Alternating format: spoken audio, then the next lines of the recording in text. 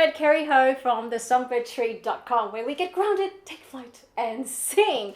And it is that time of the day. It is tea time with Kerri. Now, do you like the color of my cup? I mean, it's kind of like a blue, green, something. Anyway, the tea inside it is sensational. I hope that you've got your cup of tea or coffee or whatever it is that you love to drink with you right now as well, because we're going to hang out and we're going to talk about a really important subject today, and that is vocal health. But before we do that, cheers. So good.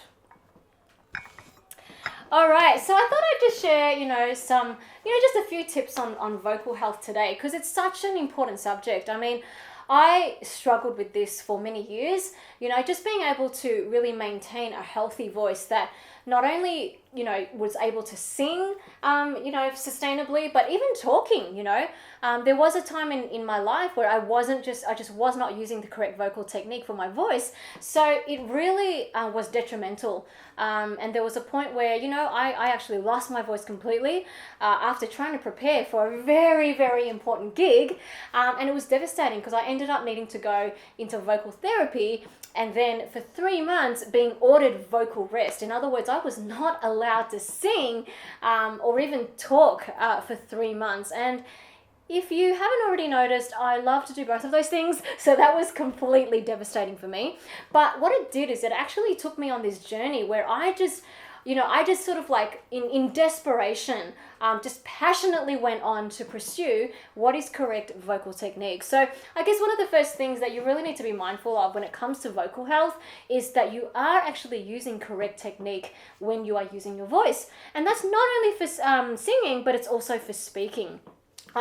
One thing that I notice a lot of people tend to do, and especially when we start to get tired towards the end of a day, is we tend to speak like really low down here, like this. Hi, my name is Kerri, and I've got a really low voice because I'm very tired right now, And there's also like this thing called vocal fry, where I find that when people get tired, they start to speak like this, right? And all of that, that's not sustainable for your voice. That is really causing your vocal cords just an extreme thickening of them. It's causing pressure on your throat, and it's just not healthy, So one of the things for great vocal health is really just speak a bit lighter. If you notice, for me, because of the last 12 plus years of vocal coaching, I've really gotten used to talking in a bit of a higher voice, which I know for some of you might be thinking, man, I don't want to sound so annoying all day, that kind of thing. But you know what? It's really, I'm not asking you to talk up here like Mickey Mouse. No, I'm just asking you to lift your voice a little bit. So if you normally speak down here, maybe just lift a little bit here, right? So already you're going to start to feel that your voice is no longer pressing down on your throat, and it's going to be feeling like it's more kind of pinging out of your face, and that's going to really help you. So the first thing is, don't speak too heavy on your throat, and also make sure you warm up your voice every day. It doesn't matter if you're singing or not. Most people need to speak to someone at least one time throughout a day. So if you need to use your voice in any way, then you really need to warm up your voice. So, just doing some really light bubbles, like and some, kind of buzzy resonance type exercises, like is really going to help you go a very long way in making sure that you maintain strength in your voice all day.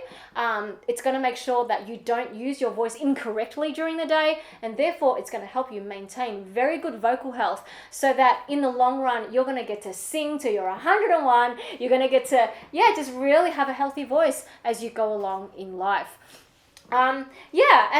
So with vocal health, sometimes it can be very discouraging, because I know myself, as I said to you before, I've been through that whole journey where I lost my voice and I couldn't actually sing or speak for 3 months, and I felt like I'd lost an arm or a leg, and it was really, really depressing and really devastating.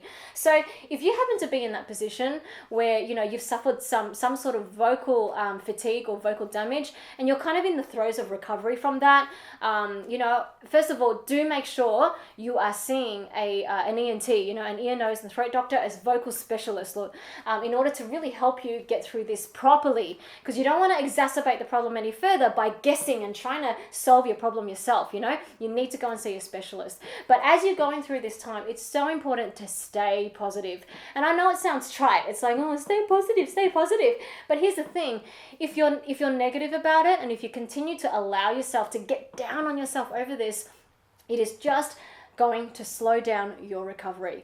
As I said, I've been through this, so I know, like when I was going through it, and on the days where I let my all the darkness just really envelope me, it was horrible, and I think it really slowed down my recovery. But on days when I was able to really rise above that and just decide that, I was going to celebrate any little bit of progress rather than getting down on myself that I wasn't where I wanted to be right now, it really helped me on my recovery. I found that I started to recover a lot quicker, and I believe that will be the same for you if that is what you're experiencing as well.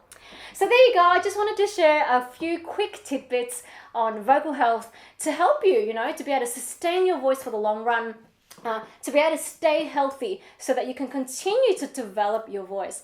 Now, this subject, it is a really big subject, and there's so much more to cover in this. Things like how do you sing when you get sick, but the show must go on, or what exactly do you do when you go through vocal fatigue and vocal damage and all of that sort of thing, or if you have like this illness that is prolonging, that is something that you experience on a daily basis, and it's really affecting your voice. How do you sort of work through all that?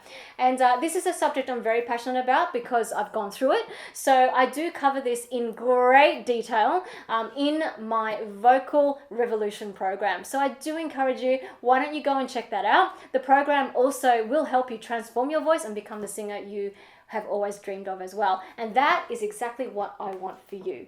All right, Songbird, I really do hope that you were encouraged by today's tea time, and that you were able to gain some tips to take away with you to apply even today to help you to really maintain excellent vocal health.